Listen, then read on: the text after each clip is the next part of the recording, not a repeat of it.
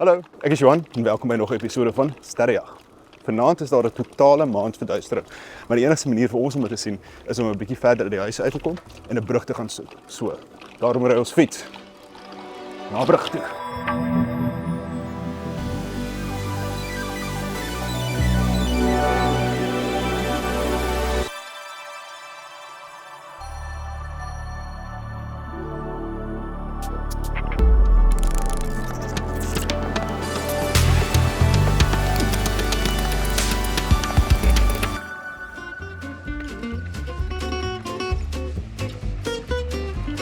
Right, so hier is ons by brug nommer 1.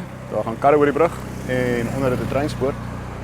As ek so na die bome kyk, dan dink ek dit gaan dalk 'n bietjie in die pad van die maan wees.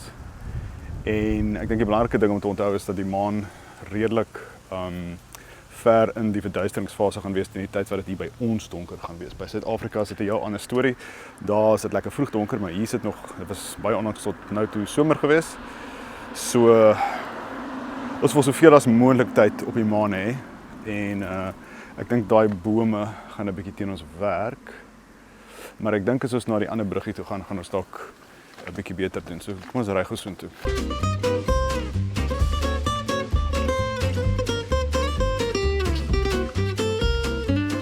Alright.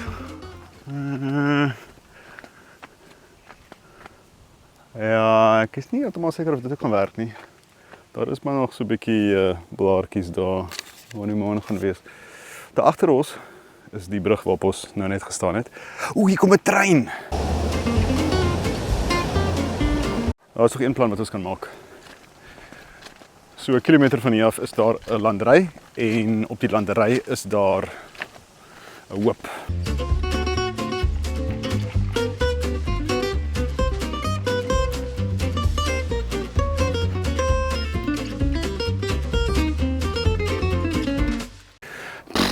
Okay, dit gaan ook nie werk nie. Want daar's bome. Terloops, hierdie is nie my fiets nie. Dis 'n vroue fiets. En elke keer as ek oor die ding wil klim, dan sit ek met muscle memory. My been so lekker oor die ding.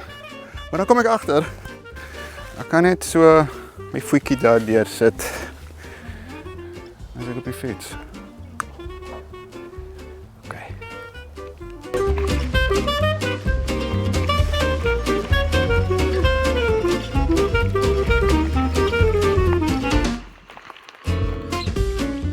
Right, ons het die regte plek gekry.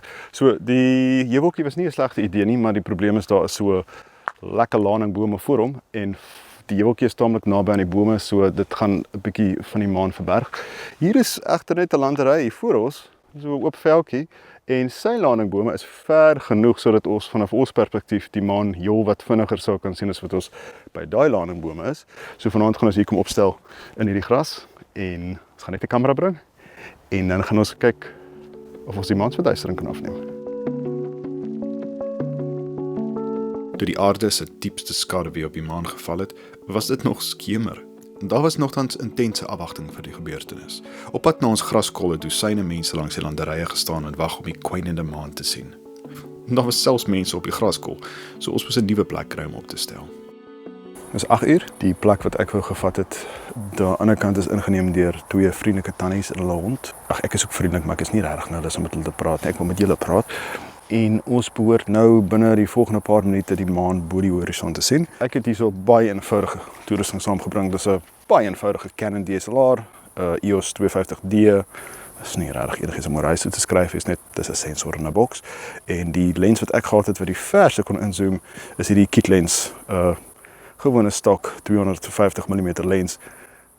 Die maan gaan maar so 'n ou klein balletjie lyk, maar dis die beste wat ek kon doen. Ek het gedink daaraan om die teleskoop saam te bring, maar toe besef ek dis beter om iewers by die huis te los, want dit help nie om dit veld toe te sleep met batterye en goeders en dan te probeer opstel en teen die tyd wat jy klaar opgestel is, dan is dit alles ook verby nie. So nou moet ons wag. Eers teen 20:08, toe die hele Suid-Afrika omtrent al hulle totaliteitsfoto's op die internet gelaai het, was dit by Berlyn donker genoeg om die maan raak te sien. Ek het begin foto's neem, eers elke 30 sekondes om my battery te laat hou, maar daarna het ek besluit om onophoudelik foto's te neem, 1 elke sekonde.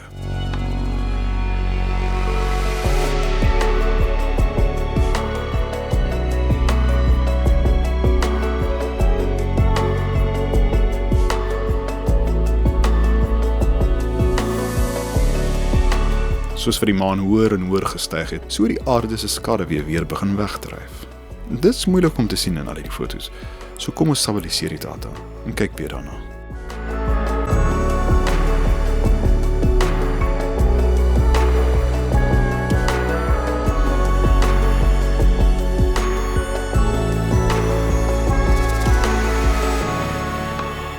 Neem 'n oomblik om dit te laat insink. Daai was die hele aarde se skaduwee.